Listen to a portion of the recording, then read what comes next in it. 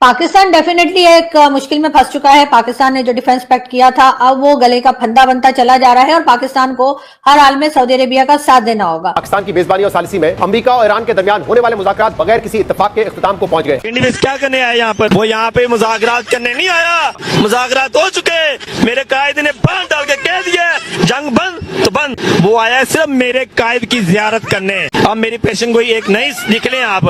अब नोबल जो इनाम है ट्रम्प खुद मियां मोहम्मद नवाज शरीफ साहब को देगा। अमेरिका और ईरान के दरमियान हफ्ते की दोपहर शुरू होने वाली ये बातचीत 3 मरहलों पर मुश्तमिल थी, जो मजमूई तौर पे 21 घंटे तक जारी रही और मुज़ाकरात की इस तवील नशस्त के बाद दोनों ममालिक किसी मुआहदे पर तो भी नोटिस किया होगा, जैसे मैंने कल भी कहा था कि जैसे ही ये पीस टॉक शुरू हुई है या पीस टॉक के लिए डेलीगेशन आना शुरू हुए, उसी के साथ ही अचानक से सऊदी अरेबिया और कतर ने दोनों ने मिलकर $5 बिलियन जो है वो भी पाकिस्तान को दे दिए हैं और देने का कहा है। तो यहाँ पर ये बात आ जाती है कि इतने दिनों से तो ये कोई पैसा दे रहे नहीं थे और लोग बार बार पाकिस्तान की तरफ से कोशिश की जा रही थी कि जी $10 बिलियन सऊदी अरेबिया दे, लेकिन सऊदी अरेबिया ने ऐसी कोई बात नहीं की थी। लेकिन जैसे ही ये पीस टॉक शुरू हुआ है, ना सिर्फ ये कि पाकिस्तान को पैसा दे दिया गया, बल्कि उसी के साथ साथ फाइटर जेट और ट्रुप्स जो हैं वो भी सऊदी अरेबिया पहुंच चुके हैं। तो क्या पाकिस्तान एक बार फिर अमेरिका को यहाँ से पाकिस्तान की जमीन देगा जैसे अफगानिस्तान के लिए दी थी, और उसके बाद क्या होगा? क्या यहाँ से जो है वो ईरान के ऊपर उसी तरीके से अटैक किए जाएंगे पाकिस्तान की जमीन से जैसे कि अफगानिस्तान के लिए किए गए थे?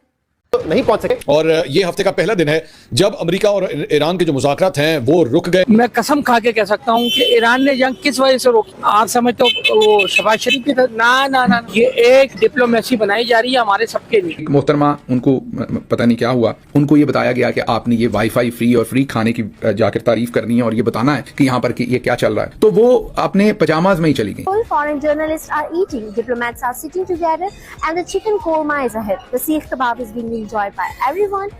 उन्होंने हरे रंग के अपने पजामाज पहने थे। अब आपको लगेगा कि मैं मजाक में पजामाज में बैठ के व्लॉग तो नहीं कर सकता, लेकिन कल आपको दिखा दूंगा मेरे पास बिल्कुल वैसे ही जैसे उनके वो स्टिच्ड पजामाज थे, बिल्कुल वैसे ही पजामाज मेरे ब्लू कलर के हैं, उनके वो ग्रीन कलर के हैं जो उन्होंने पहने हुए। पाकिस्तान के मीडिया की हरकतें देखी आपने, टिकटॉक के बन रही हैं। अभी मैं इंटरनेशनल सहाफियों को पढ़ रहा था, मुझे शर्मिंदगी हुई भाई, मुझे शर्मिंदगी हुई बतौर पाकिस्तानी सहाफी। वो कह रहे थे, ये हमसे पूछ रहे थे पाकिस्तान की मेहमान नवाजी कैसी लगी, क्या पाकिस्तान का कद इससे दुनिया में ऊपर गया जो दोनों को बिठा दिया। मुझे क्यों नहीं आ जाती है? ये जो इस्लामाबाद टॉक्स हुई है इसने पाकिस्तान को प्रोपेल कर दिया है वर्ल्ड के अंदर एक सेंटर स्टेज में, और पाकिस्तान की जो वैल्यू है वो एक रीजनल प्लेयर की जगह एक मिडिल पावर की हो गई है। मिडिल पावर और कुछ लोग सुपर पावर की भी बात कर रहे हैं। अताउल्लाह तारड़ की मेहमान नवाजी आपको कैसी लगी? आपको आलू पालक कैसा लगा? आपको पालक गोश्त कैसा लगा? आपको पाकिस्तान के मसाले कैसे लगे?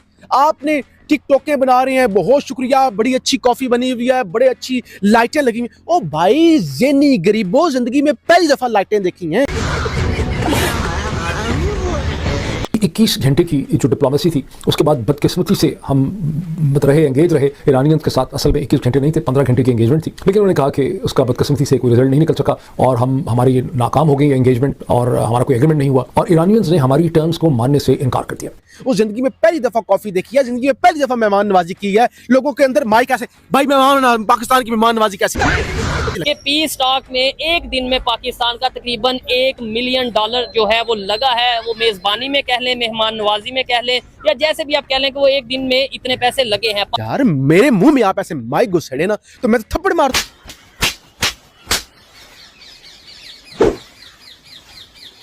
मेहमान नवाजी लगी यार, ये ड्रामेबाजी हो रही है। ये जियो पाकिस्तान का सबसे बड़ा टीवी चैनल, इसके पास हम खड़े हुए, एक टकी की खबर नहीं। मशरिक़ वस्ता के ऊपर एक मरतबा फिर जंग के बादल है और ऐसा लगता है कि किसी वक्त भी दोबारा खुदा न खास्ता लड़ाई छिड़ सकती है। देखिए, होना तो ये चाहिए कि लड़ाई दोबारा ना हो, लेकिन इसराइल से कोई बईद नहीं है, वो इस लड़ाई को दोबारा बढ़ावा दे सकता है और अमेरिका को दोबारा इस लड़ाई में शामिल होना पड़ सकता है। 7 अक्टूबर को आपको दिमाग में नहीं आया क्या चल रहा था इजराइल में?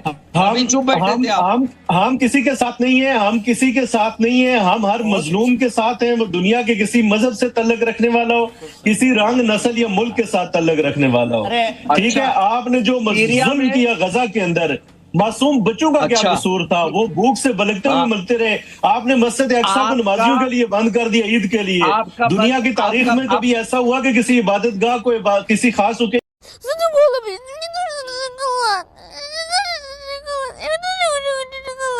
के ऊपर उसके नमाजियों के लिए बंद कर दिया जाए? आपका बस चले, आप हाफिज सईद को भी नोबेल प्राइज दे दे। पाकिस्तान यानी इस्लामाबाद में पीस टॉक हुई उस पीस टॉक का पाकिस्तान को क्या फायदा हुआ, जंग क्या उसकी वजह से रुकती नजर आ रही है, अमेरिका ने पाकिस्तान को यूज किया या पाकिस्तान ने वाकई में एक प्रॉपर अमन का पैगाम पूरी दुनिया में पहुंचाया, इसके ऊपर आपकी क्या राय है?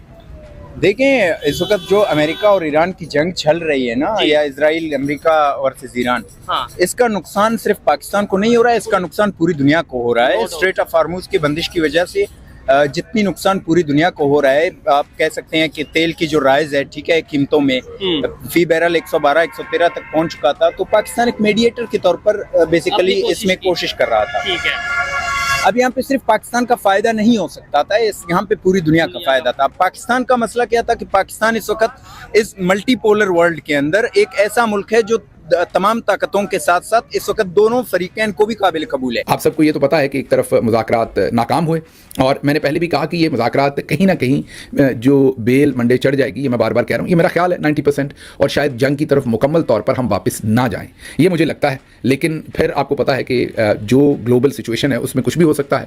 एक जानिब तो ईरान और अमेरिका के मुज़ाकरात के हवाले से बहुत सी खबरें हैं, वहीं दूसरी जानिब सऊदी, आपको याद होगा कि अभी वहां पर पीस टॉक्स चल रही थी कल शाम को, कल रात को, और पीस टॉक्स के दौरान पाकिस्तान ने 13,000 सोल्जर्स डिप्लॉय कर दिए हैं किंग अब्दुल अजीज बेस पर सऊदी अरेबिया में। पाकिस्तान ने अपने लड़ाका तैयारे और किराए के लड़ाका फौजी सऊदी अरब रवाना कर दिए। ये जो हम मीडिएशन करा रहे हैं कि अगर ये खोदा पहाड़ निकली चूहिया वाला मामला हुआ और फिर ईरान ने अटैक करना शुरू कर दिए सऊदी अरब पे, तो फिर हम वहां पे सऊदियों के भत्ते पे काम करेंगे।